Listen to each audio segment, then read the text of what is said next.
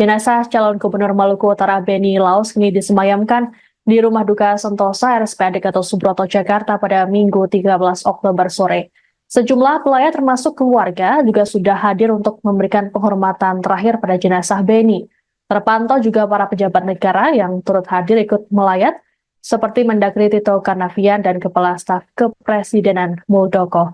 Untuk mengetahui situasi terkini di rumah duka, kami sudah terhubung dengan jurnalis Tribun News, ada Gita Irawan yang sudah ada di sana. Selamat sore, Gita.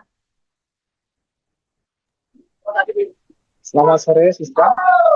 Gita, bisa dijelaskan bagaimana situasi terkini di rumah duka? Ya, terima kasih, Siska. Selamat sore, Tribun News. Sampai bisa berada di Sentosa, tempat di mana jenazah dari almarhum Beni Laos yang disemayamkan.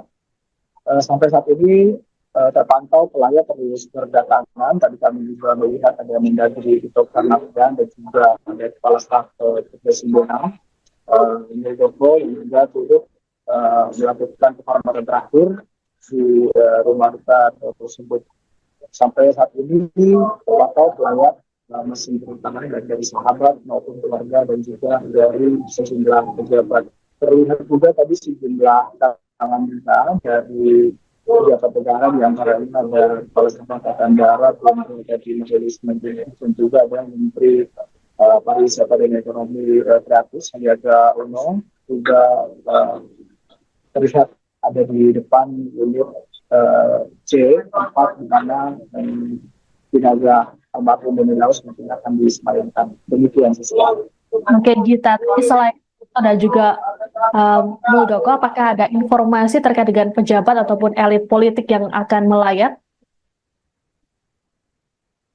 Sejauh ini kami belum mendapatkan informasi pasti pejabat atau elit politik yang nantinya akan datang ke sini. Yang demikian terlihat juga ada beberapa karangan bunga tadi dari Ketua Umum Partai Nasdem, Surya Paloh, juga ada Ketua Umum PSI, Kaisang Pangarep, juga terlihat berada di sekitar lokasi ruangan persemayam. Baik, Gita, apakah ada informasi mengenai acara ataupun prosesi di Beni Laos?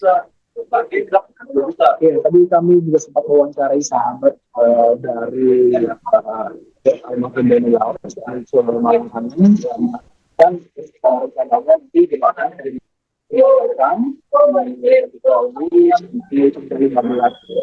sebelum nantinya akan diberikan. Namun demikian, Cil tadi masih keluarga masih mempertimbangkan di mana nantinya Beni akan disemayamkan. Dari Cil juga menyampaikan tadi keluarga juga akan datang Amerika Serikat, salah satu anaknya dari almarhum Beni Laos akan tiba besok, dan juga sementara itu kedua lain yang sudah berada di Jakarta. Bagaimana diketahui bahwa istri Beni Laos juga turut mendampingi sang suami hingga ke Jakarta, lalu bagaimana dengan kondisinya terkini mengingat dirinya juga ikut menjadi korban dari terbakarnya speedboat? Ya, tadi kami juga sempat mengatakan terkait dengan kondisi hari istri Beni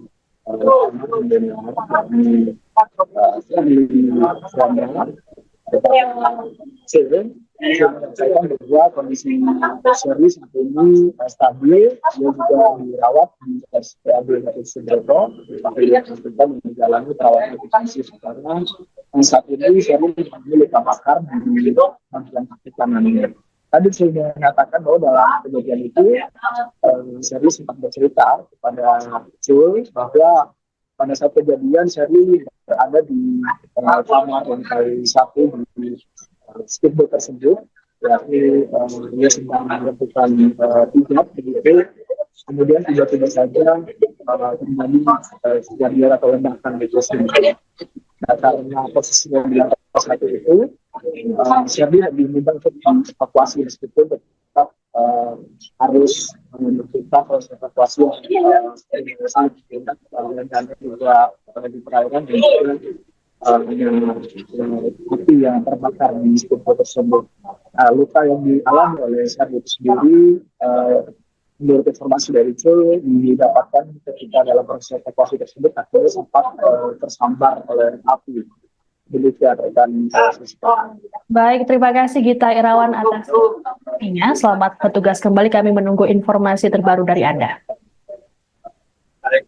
Baik, Tribuners, kami akan menampilkan pernyataan dari sahabat Benny Laos.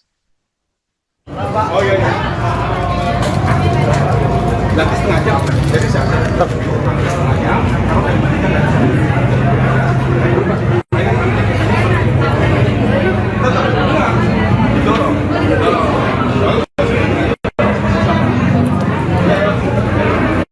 warga melihat kronologi, terus kemudian ada kejanggalan juga. Ini terlepas dari musibah, Pak, mungkin ada tanggapan lain dari Pak Polres. Pertama-tama saya cuma larangkan sahabat sangat dekat dengan almarhum Laos.